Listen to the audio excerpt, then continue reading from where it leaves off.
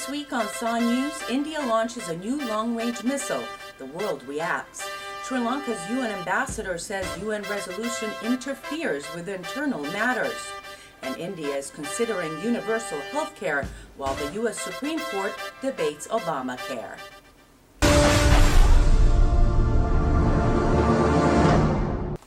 Hello, I'm Esther Vida. Welcome to SAW News, bringing you news, views, and entertainment from the South Asian community in the United States. Topping our news, India announced it successfully test-fired a long-range missile capable of carrying nuclear power. This is a huge leap forward for the country's aspirations of becoming a superpower in the region. Government officials say the Agni-5 missile could go as far as 3,000 miles or strike such major Chinese cities as Beijing or Shanghai. Still, experts say China is ahead of India in its missile capabilities. Neighboring Pakistan has also been working on its arsenal of long-range missiles. The test in India comes just days after North Korea's failed rocket launch. You may remember, it was an attempt that drew international scorn. But this week, the Obama administration called on, quote, all nuclear-capable states to exercise restraint regarding nuclear capabilities, end of quote, but refrained from criticizing India. Meanwhile, Indian Prime Minister Manmohan Singh said in a statement, quote, today's successful Agni-5 test launch represents another milestone in our quest to add to the credibility of our security and preparedness, end of quote. While India is building on its cache of weapons, it's also planning on strengthening its people's health. Officials announced plans to provide universal health care and double government spending on health by 2017. Prime Minister Singh said that a healthy population was essential to the development of the country. Meanwhile, the United States Supreme Court heard oral arguments questioning the constitutionality of one of the mandates in the Affordable Care Act, President Obama's signature health care law. Dr. Subbu Subramaniam, a professor of population health and geography at the Harvard School of Public Health, coincidentally was in India with a delegation from the school discussing possible collaborations with the Public Health Foundation of India when Prime Minister Singh announced his universal healthcare initiative. We talked about a variety of issues dealing with U.S. and Indian healthcare, but I started with asking why universal healthcare in general was important. That from a moral standpoint and also from an economic standpoint, from both those perspectives, giving people access to health care when they need it is beyond, has been shown very compellingly that the returns of economic growth is much higher for healthier populations than it is for non-healthy populations. So the economic argument is very clear that if I make an investment into health, it's going to pay off. So that part is clear. And from a moral standpoint, it's sort of, health is a sort of a very key endpoint. And that discussion has been sort of more coming in the last 15 to 20 years where people were obsessed with economic growth. But we make money in order to do something. And so money or economic growth is not an end by itself, but it's a means to an end. And when we frame that discussion from that perspective, then health can be viewed as a reasonable end point that most people would relate to. Ultimately, you want to be happy, but happiness is it's an aspect of mental and physical state, and so health is sort of very critical component. Besides the sheer number of people and the money that it's going to cost, what are some of the other big challenges? So the big challenge to me for universal healthcare package, which I didn't see in the document articulated, is if you make it, quote, universal, i.e. rich, poor alike, or everybody should be able to access it and they will provide services, my guess is that it will dramatically widen the inequalities. Because the rich guy is definitely going to be able to go and get the bypasses, the rich guy will have access to the statins, the rich guys would have, because they know that these can be managed. And India has that technical capacity to provide that too. I mean, there are these big hospitals. So when you make it universal, my big concern is India has to do this on they have to prioritize. Because if they open it up saying anybody from polio to diabetes are actually, for everybody it's free. Well, simply because there is so much inequality in the opportunity, the uptake of their services would be highly uneven. We already have that data. Health utilization is extremely uneven. And in the short run, it would dramatically, what it would show is that most of the healthcare money, the 2.5% of the GDP, it'll go to, rich folks, who probably could have afforded it anyway. Number two would be infrastructure. Number two would be the big element, and infrastructure not in terms of just like clean water supply, the basics of public health, but also the resources required to provide these services. The supply side is, it's not like there's a huge demand for universal health care and there's the supply already exists but nobody's coming to it. No, that's not. Yes, there is demand, right? And you can justify that economically or socially or ethically.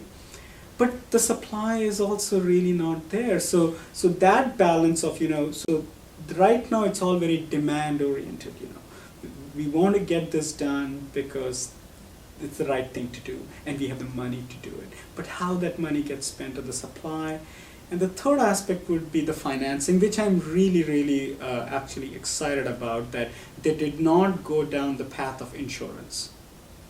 Because if they had gone down the path of insurance, and that's probably a lot of insurance companies are not going to like, and they're going to get a major pushback on that. So the financing is the big elephant in the room, right?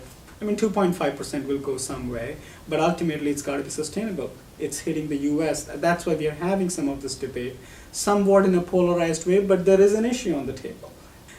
They have opted for a more of a Canadian type of model, where they said there could be private providers, okay, and government will set the rates to reimburse them directly. There doesn't have to be this middle guy who comes between you and your doctor and says, okay, and the insurance guy is basically billing them, and the insurance paying the doc, and insurance guys then sort of go to the government to get whatever, or increase the premium for the rest.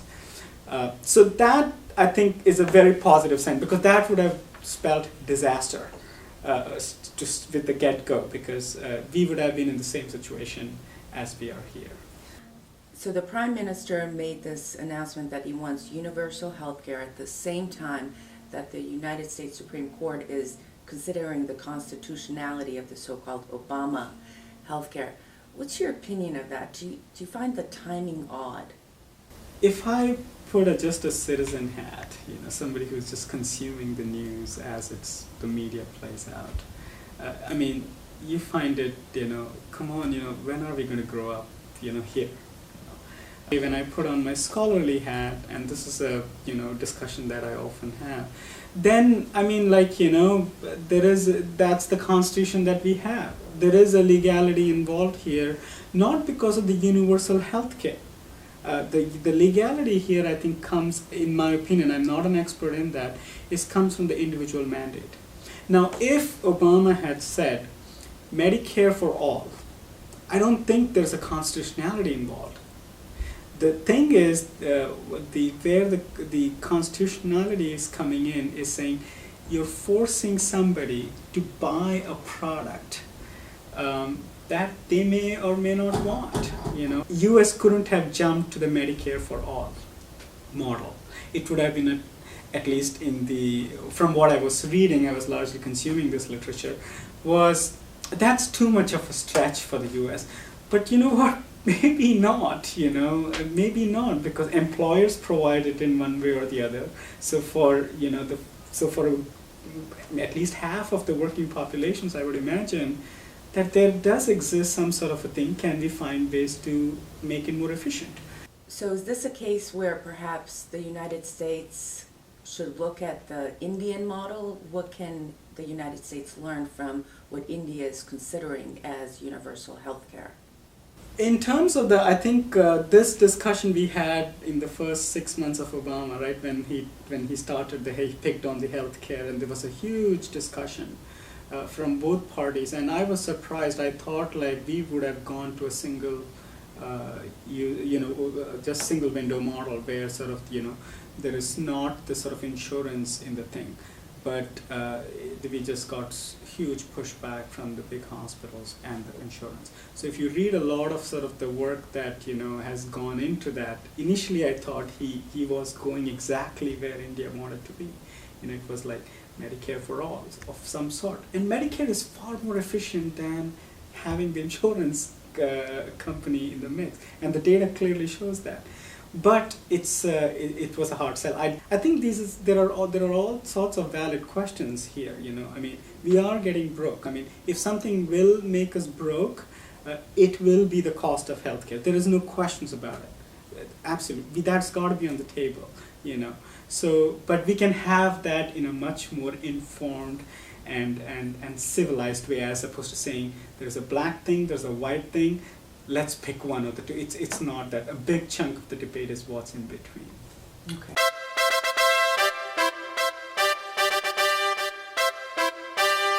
Last week, we brought you part 1 of my interview with Sri Lanka Ambassador to the UN, Dr. Palitha Kohana, and the U.S.-sponsored resolution urging the Sri Lankan government, among many things, to investigate war crime charges and implement recommendations dealing with the ethnic Tamil minority.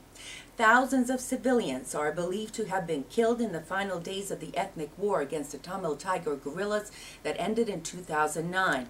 Some estimate that during the 26-year war, a total of 100,000 people died. Among the war crime allegations are forcing children to be soldiers, extrajudicial killings, torture, using civilians as human shields, and intentionally withholding food, water, and medicine from civilians. Both the government and the Tamils have denied those allegations. Dr. Kohana called the resolution absurd and said it amounted nothing more than outside interference with internal matters. Here's more of my conversation with Dr. Kohana via Skype in New York. India reportedly had a tough time making this decision. What will them voting for this resolution do to your relationship, if anything? I think there are elements that went into India's decision-making process. Sri Lanka also needs to take those elements into account. These elements may relate to India's domestic politics also. So I think it's going to be a very sensitive thing, but Sri Lanka will have to work hard at it. Let me ask you about a recent report that came out in Colombo's daily The Island. It said that the Sri Lankan intelligence services have received information that about 150 terrorists who returned to Sri Lanka from India were now hiding in the north and east, and that they had reportedly gone, quote, special arms training at 3 secret camps at Tamil Nadu to carry out destabilization campaign. What do you make of that report? We have not received any information on that. I'm also aware that the Inspector General of Police said that these reports did not have any substance behind it. Okay, let me go back then to the resolution a little bit. What do you see as the future of the Tamil people in Sri Lanka? I prefer if people, outsiders, did not refer to them as a Tamil as if they were somebody different. The Tamils are part of our country. They are part of our nation. It's like in the United States, you have how many? 200 different ethnicities here, but they're all Americans. In Sri Lanka too, we are all Sri Lankans. And our goal is to ensure that all minorities, whether they're Tamils or Muslims or Eurasians, we call them others, are the same as everybody else. That they have the same rights, they have the same obligations, and they're part of the same fabric of the Sri Lankan nation. If you would like to see more of my conversation with Dr. Kohana, check out SAW News from April 17th. Meanwhile, a delegation from India's parliament visited Sri Lanka to assess the conditions of the ethnic Tamils after the war and the progress of implementing some of the UN's resolutions. The Sri Lankan government says it has made significant strides in dealing with this issue, specifically relocating displaced people, providing food rations, setting up schools, building infrastructure, and improving the economies in the areas hardest hit by the war.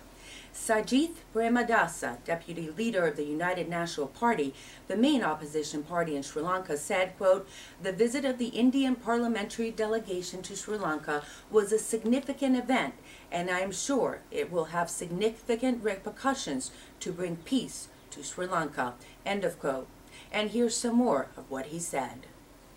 Now, we all know that the Indian government played an indispensable and pivotal role in supporting the Sri Lankan administration to defeat the terrorism.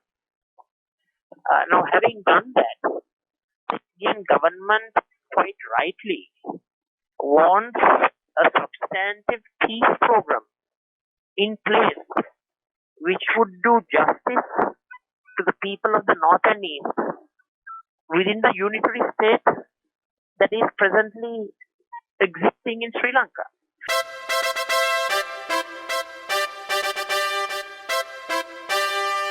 And finally, India's superstar Shah Rukh Khan has been awarded Yale's most prestigious award, the Chubb Fellowship.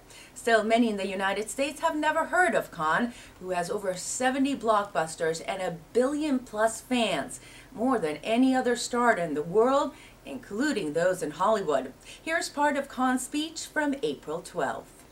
When you walk out of this college, this university, and walk the path of life, where the world is tearing you down into yourself, there's only one thing you can do to survive. Hang on to who you are inside. The world will be unkind to you. It will not be able to see you. You must learn at such times to be able to see yourself. Life as a created person is like walking on a tightrope. I have to keep balancing. Do not be afraid to defy conventions. Do not be afraid to destroy systems that kill art and your souls. Do not be afraid to be hungry. And do not be afraid to walk alone if necessary. Because on a tightrope, we all walk alone. Whatever you do, whichever mistake you make, however you react to them, your parents are your best friends. They might be boring, silly, or stern at times. Maybe some of you are embarrassed of yours. I know my kids are of me. But if ever any of you are in trouble, of any kind, the best friends you can always trust to watch your backs are your parents. They will always come good. I lost my parents very early in my life, and I miss them dearly. So all of you who still have yours, don't listen to them. Fool them if you must. A bit of lying is also welcome.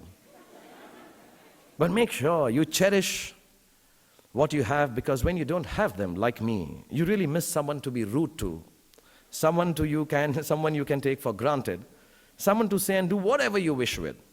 You miss the comfort of being loved unconditionally. I call parents unconditional and forgiving punching bags who feel happiest when they get bashed up by the kids. If you want to survive life, it's best to begin to respect the gift of love right now. That's our show for this week. If you have any ideas for stories or any comments on any of the stories we've run tonight, email me at esther@bostonlanka.com. See you next time.